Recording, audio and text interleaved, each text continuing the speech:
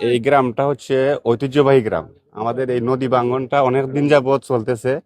তো আমরা বিগত দেখা গেছে 2-3 বার এই এই নদী নিয়ে মানববন্ধন হয়েছে।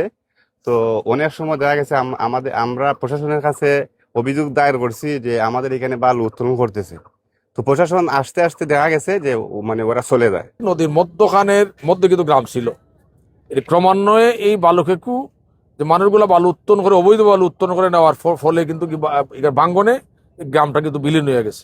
আমরা দীর্ঘদিন যাবৎ প্রশাসনে বিভিন্নভাবে আমরা হওয়ার পরে কিন্তু তার প্রতিকার আমরা পাইতেছি না, যার প্রেক্ষিতে আমরা এলাকাবাসী, এই যে মানুষগুলো এখন আছে এলাকাবাসী মিলে আমরা কিন্তু নৌকাটা আটক করছি এবং আরো 2টা নৌকা এখান থেকে চলে গেছে।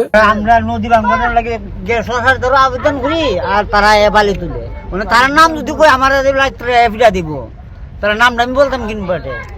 এরা শক্তিশালী মানুষ, এই দেশের নেতা। সকালবেলা আমাকে ডিউটি অফিসার ফোন করে জানালেন যে 999-এর একটা কল আছে, একজন সম্মানিত গ্রাহক কল করেছেন 999-এ যে আপনার এই হরিণাপাটি এলাকায় এখানকার যে সাধারণ জনগণ আছেন গ্রামবাসী মিলে এই নদীতে, সুরমা নদীতে অবৈধভাবে যারা বালু উত্তোলন করতেছে এরকম একটা নৌকা তারা জব্দ করছে। এলাকার মানুষ এটাকে আটক করে রাখছে। তো পরবর্তীতে আমাকে বললো যে আপনি একটু দ্রুত ঘটনাস্থলে যান। আমি সাথে সাথে আমার যে অফিসার ইনচার্জ মহোদয় আছেন স্যারের সাথে কথা বললাম, স্যার অমুক এলাকায় এরকম একটা নৌকা আটক হয়েছে স্যার।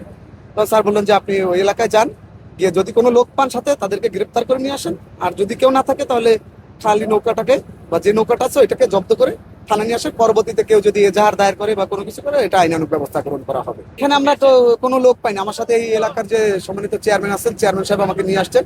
এসে দেখলাম যে অনেক লোক আছেন এখানে, কিন্তু আদতে এই নৌকার যে মালিককে বা কারা এখানে নৌকা নিয়ে আসছে এরকম সম্পর্কে আমাদের কোনো তথ্য দেয়নি।